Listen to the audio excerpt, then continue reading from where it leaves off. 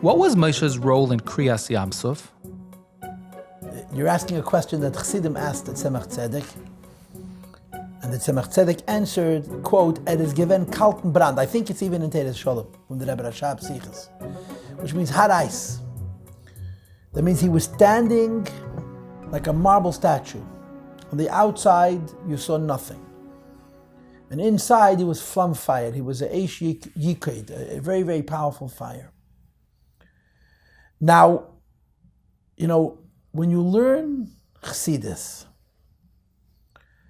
about the question of noise and demonstrativeness versus quiescence and inner peace, peaceability, yeah? You find all kinds of contradictions, right? To give you a simple example, yeah? When a person cries, a cry which comes out with words, a cry which comes out without words, which we call the cry of the shofar, yeah? And then we say there's the kol de shtama and the kol de lo shtama, a voice which is coming out without words because it's a cry from the deepest level of the neshama, but at least it has a sound. And then you have the cry which has no sound. It's so deep, there's no sound coming out of it. Which is another case of this idea of there's a very powerful experience being experienced, and yet you see nothing, yet you hear nothing. So when it comes to this notion of a person having a very deep experience, and at the same time you don't see anything, there are two ideas. There's the classic idea, and then there's the anomaly. And it's, by the way, this is the very first page in the Hemshech Tafresh Lamach Vav. It's about the Usad Liba and Tshuva. He makes this point. The classic idea is that when you're experiencing something overwhelming, you should go mad. When you experience something unbelievable, you don't believe it because it's not believable. It's very simple. Which means this: a human being is a receptacle. He's a keli. And this person has tools. He has a mind, he has a heart, he has senses that need to be sensitized and focused and engaged. These tools, the mind, the heart, and the senses, exist in a body. The body needs to be conditioned, right? Just like a person has to eat kosher and not treif. A person has to eat healthy and not sick. A person has to eat food but not too much. A person has to watch his health. A person has to not become so engaged in physical things, whether it's food or it's sleep, that it's verstoppt the cup. It convolutes the person's ability to reason. So there's a lot of conditioning that a person does as a human being of self-refinement, and you don't even necessarily perceive it as self-refinement, you simply perceive it as being a person. People don't sleep all day long. People don't eat all the time.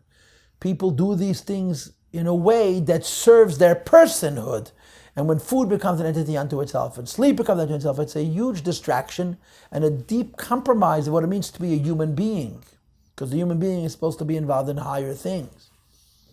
And the basic principle is the more conditioned one is, the better they experience overwhelming and transcendent experiences. In other words, if you're refined in your body and in your mind and in your heart and your senses, the way that Rambam describes it in Nishmei Neprakim, and also in the Chelik Beis of Meir Nevuchim, he talks about Nevuah.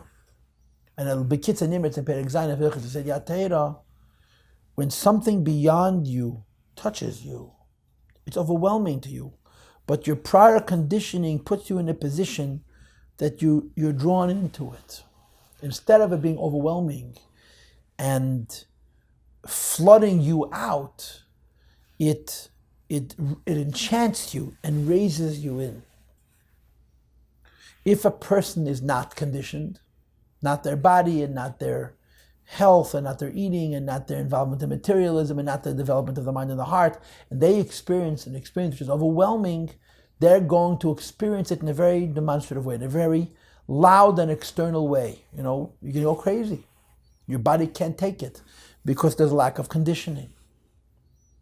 So when Moshe Rabbeinu stands at Har Sinai and the Rebbe the Tzemach Tzedek says that has given kalten brand, there's two parts to that. The first, of course, is he had this extraordinary experience which stunned him, which put him to a position of complete non-responsiveness.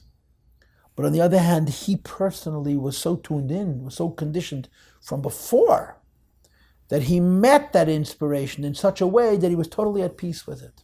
All the other Jews also experienced Krias Yam Suf. Right? The Chazal say that the raw Shiv Chalaya Mashlaylo Yecheskel Ben Buzi Godel Shabanavim, every Jewish human being, every maidservant experienced at Krias Yam Suf a nevuah that was greater than what Yecheskel Hanavi would experience. But it doesn't say what happened to them. If they were less conditioned, it was more overwhelming, and that's the chiddush of this statement of the Tzemach Tzedek, that the Moshe Rabbeinu's prior conditioning put him into a place that when the Eibishter gave him this incredible light, he received it in a totally peaceable way. Inside there was an incredible experience of power, and on the outside his guf was conditioned for it. That's the classic idea, what's called Rusa de Libre, of being conditioned for a transcendent experience, something which is bigger than you. You rise to the occasion in a quiescent and a deep way, right? A person is unprepared, makes a lot of noise because there's a conflict between their person, their body, their receptacle, their mind, their heart and senses, and the enlightenment. But there's also such a thing of a person who's totally unconditioned, but the light that he's experiencing is so totally overwhelming that it shuts them down totally.